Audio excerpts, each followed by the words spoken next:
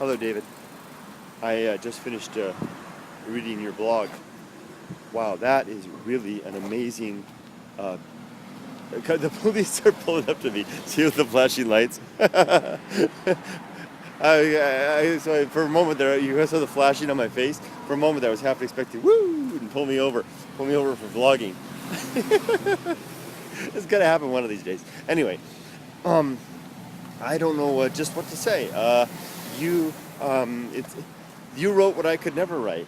What I, that modesty would and honest. I would hope to think it would be sincere modesty, because I don't think about the things that you said, but I do see them now that you've put them to words. I believe that a lot of what I attempt to do is very direct in terms of just turning the camera on and showing exactly what's happening. And I'm not too interested in stripping. I'm not too interested in embellishing, because I don't think it needs it. It's life is savory enough on its own. It doesn't need any condiments, so to speak. Although sometimes the things that you can add, wit and personality and humor and stuff like that, certainly do make it's a different genre, right? It's a different thing all on its own. But the thing that I do here is really just like you said. It's like showing you what I've seen going on. And if anyway, there's some sincerity in that. Because it certainly is sincerity, because that's all I honestly feel like I'm stripped of all other components. The cops are behind me again, watching me. I got that on my mind.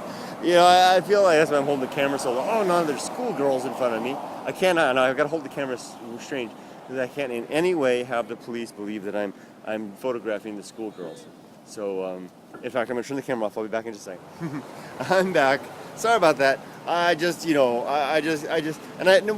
the main reason I turned the camera off there was not for fear of getting pulled over. It'd be funny getting pulled over while vlogging, and have it caught on tape. That would be interesting. But I don't want to make those girls uncomfortable. I mean, that's, if they see a weird-looking foreign guy with a cowboy hat coming at them with a camera, I mean, they're gonna be anxious about that. So I turned it off, and I stopped and got my wife a cup of coffee, and I got myself a beer put it in the back, and I'm heading home. It's Friday night. Yeah. Oh, I have to work tomorrow, so oh well. Oh, anyway. I think I just wanted to say that you wrote something that if I could make try to describe things for my grandchildren, maybe I would ask them to read your blog. I think that you hit it. Not only did you, I think, do a really nice job of summing up the way I interact with the world, and I'm attempting to share the world. But what really impressed me there was that you figured out how important the Path of Wildness is in my worldview, as if dare I use the word, as a philosophy. I don't think it's anything novel or anything like that. I think lots of people have trod that path before. Probably most notably maybe Thoreau. So I'm borrowing a lot from what I learned from him. But for me, it's become more than that. It's something that I can do. It's more than just. It has nothing to do with wilderness, and I deliberately chose the word wildness instead of wilderness, because it denotes wilderness denotes something different from this. Outside of civilization, where wildness can be anywhere. Yeah. Hey, that guy's kind of wild right there, right? And the path of wildness, being the course of our first inclination, is a path of courage. It doesn't talk about. I don't intend it to be a description of necessarily the right path. I don't believe that the path of wildness always leads us to success or happiness. It can often lead us to death, disgrace, and failure.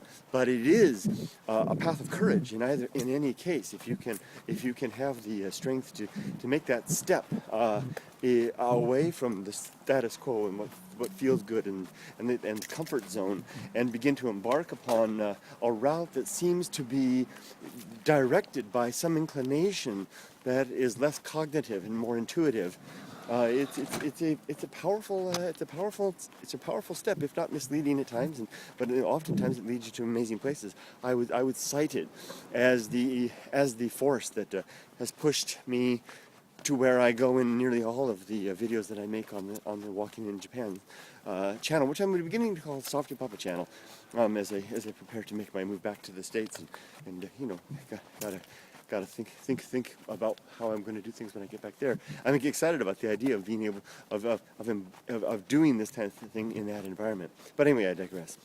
I wanted this video is to thank you for the time that you've made in sharing your thoughts and so nicely. I'm going to share your blog as humbly as I can with my friends and my family on Facebook and Twitter, and you can be certain I will keep it near and dear. I'm going to try to find a way. I can't ever figure out how to do that.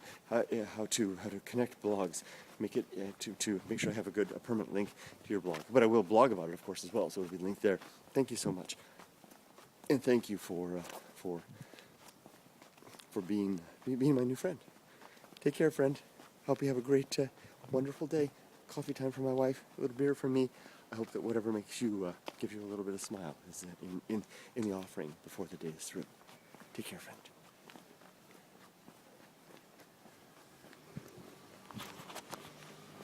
Ooh, so on.